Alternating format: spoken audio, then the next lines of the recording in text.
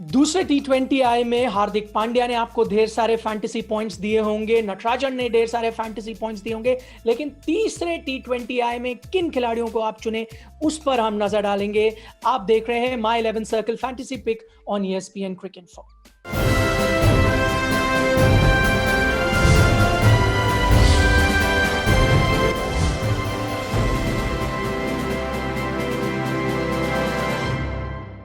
तो चलिए बनाते हैं 11 खिलाड़ियों की टीम और मेरे साथ जुड़े हैं हमेशा की तरह दीप दासगुप्ता। दीप, आपके पास आऊं उससे पहले एक प्रो टिप ESPN क्रिकइन्फो की तरफ से हम दर्शकों को दे देते हैं, वो ये कि कई दिग्गज खिलाड़ी ऑस्ट्रेलियाई टीम में नहीं है, तो हम आपसे बस ये कहेंगे ज्यादा से ज्यादा इंडियन खिलाड़ी भरने की कोशिश करें। 7 ज्यादा से ज्यादा एक टीम से आप ले सकते हैं, तो 7 इंडियन खिलाड़ी आप जरूर भरें।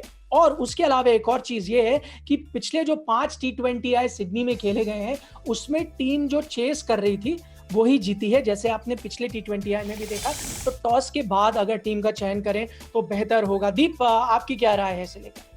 बिल्कुल सही कहा आपने कि एक तो अगर आप टीम की तरफ रुख करें तो वहां पे जो भारतीय टीम है वो ज्यादा पुख्ता दिखती है, तो वहां से जायज सी बात है कि आप ज्यादा प्लेयर लेंगे और जिस फॉर्म में भी है, करंट फॉर्म में भी है, वो भी देखना बहुत जरूरी है। और चेस की बात आपने बहुत अच्छी कही, क्योंकि चेस करना आसान रहा है, जैसे आपने कहा पिछले 5 मैचेस में चेजिंग टीम हैज वॉन।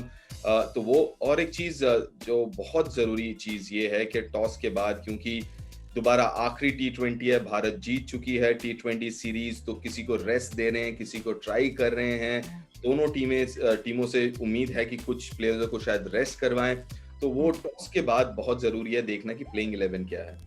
तो दीप, जैसे आपने कहा खिलाड़ियों की यहाँ पर अदला बदली हो सकती है, तो उस पर ध्यान रखिएगा। इसी बीच प्लेयर अवेलेबिलिटी आपको हम बता देते हैं। David Warner, PAT Cummins, Mitchell Starc, Ravindra Jadeja, ये तो है ही नहीं बिल्कुल भी, लेकिन इसके अलावा Navdeep Saini, Ashton Agar, Aaron Finch और जॉश हेजलवुड की अवेलेबिलिटी भी थोड़ी डाउट में है, इंजरी कंसर्न्स है, तो क्या वो होंगे या नहीं ये भी आपको देखना होगा। चलिए, इस बीच हमने हमारे एक और एक्सपर्ट गौतम गंभीर से जानने की कोशिश की कि कौन से होंगे वो 2 नाम जो सबसे पहले आप अपनी टीम लिस्ट पे लिखें।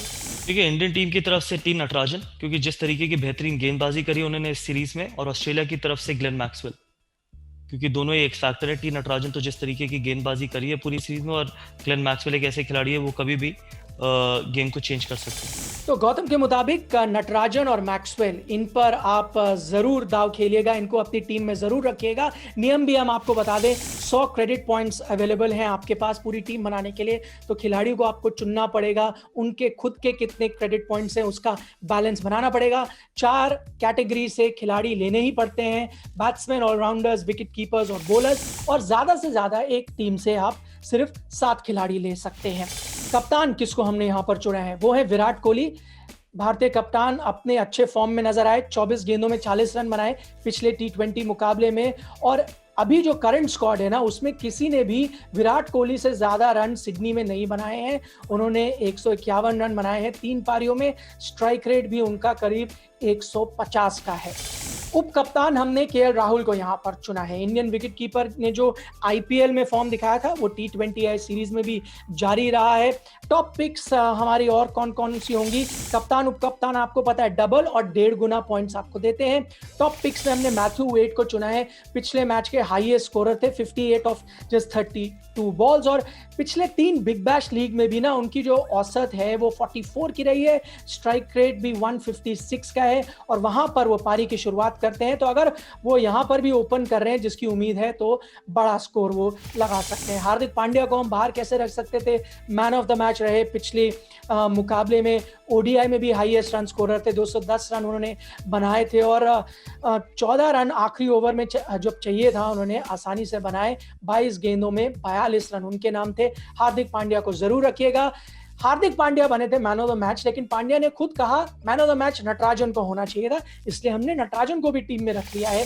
वो जो डेब्यूटेंट है उन्होंने पहले ही दिखा दिया है कि डेथ बॉलिंग में वो कितनी अच्छा प्रदर्शन कर सकते हैं। वैसे किसी भी जगह उनको आप गेंदबाजी देना वो अच्छे नतीजे लेकर आते हैं। लीडिंग विकेट टेकर है इस T20I सीरीज में, 5 विकेट उन्होंने लिए हैं, एवरेज 10 का है, और इकोनॉमी भी शानदार, जहां पर 195 रन बन रहे हैं वहां उनकी ओवरऑल इकोनॉमी 6.25 की है। दीप, आपके पास आता हूं। एक नाम जो यहाँ मुझे नहीं नजर आ रहा है और गौतम के मुताबिक वो लिस्ट में होने भी चाहिए, ग्लेन मैक्सवेल। आप क्या करेंगे, रखेंगे या नहीं? देखिए मैं रखूंगा जरूर, क्योंकि मैक्सवेल जिस तरीके से बल्लेबाजी की है उन्होंने ओडीआईज में, लेकिन और एक चीज ध्यान में ये रखना है कि T20I में आते ही कुछ अलग ही हो जाते हैं ये मैक्सवेल, क्योंकि वनडे तो T20 जैसे ही खेलते हैं, लेकिन T20 में पता नहीं थोड़ा कुछ हो जाता है। लेकिन हाँ, गेंदबाजी भी कर देंगे, 2 ओवर आपको गेंद के साथ भी दे देंगे, तो अच्छे विकल्प हैं, इसमें कोई दो राय नहीं है कि अच्छे विकल्प हैं मैक्सवेल। मैं बस कप्तान में केएल राहुल को रखूंगा, क्योंकि जैसे मैं पहले भी कह चुका हूँ कि एक ऑलराउंडर कप्तान होता है तो कुछ नहीं तो केएल राहुल बैटिंग तो आपने जैसे कहा कि बहुत अच्छे लेम है, साथ में कीपिंग के भी आपको पॉइंट्स मिल जाते हैं। ठीक है, तो इस बात को आप ध्यान में रखिए। कप्तान उप कप्तान में आप खुद फेरबदल कर सकते हैं। कुछ डिफरेंशियल पिक्स भी आपको बता दें, वो खिलाड़ी जिनके क्रेडिट जो पॉइंट्स इतने ज्यादा ना हो लेकिन आपको अंक काफी दे सकते हैं। मोजेस एनरिकेज हैं यहाँ पर, 33 साल के ऑलराउंडर हैं और उन्होंने पहले T20I में 3 विकेट भी चटकाई थी।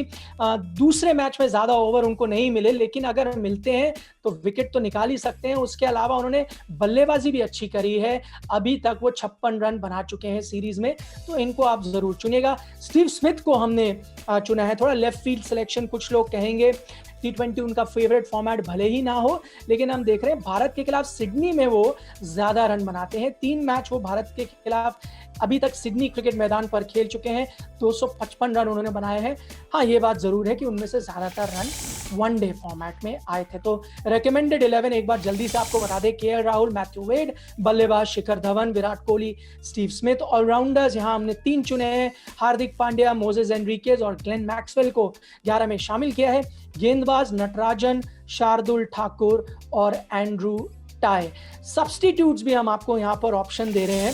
श्रेयस अय्यर, उनको ज्यादा मौका नहीं मिला, काफी नीचे आए थे, लेकिन अगर लंबी पारी खेलने का मौका मिलेगा तो ढेर सारे अंक दे सकते हैं। संजू सैमसंग, रन ढेर सारे ना बनाए, स्ट्राइक रेट अच्छा रहता है तो उससे भी आपको काफी अंक मिलते हैं। एडम जैम्पा शानदार गेंदबाजी कर रहे हैं, अभी तक हमने देखा है, दोनों मैचेस में उन्होंने ऐसा किया है। और मार्कस स्टोइनिस ऑलराउंडर हैं, तो इनको भी हमने एक सब्स्टिट्यूट के तौर पर रखा है।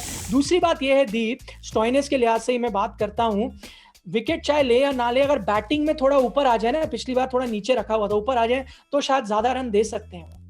बिल्कुल, आप अगर स्टोइनिस, क्योंकि वो गेंदबाज भी करेंगे और बैटिंग में अगर आप देखें तो बीपीएल में उनका एज एन ओपनर और टॉप 3 में जब आए उनका जो रिकॉर्ड है वो बहुत ही शानदार है। सिर्फ बिग बैश में नहीं, अगर आप T20Is में भी देखें वहां पे भी उन्होंने ओपन किया है, तो स्टोइनिस यहाँ एक अच्छे विकल्प हैं।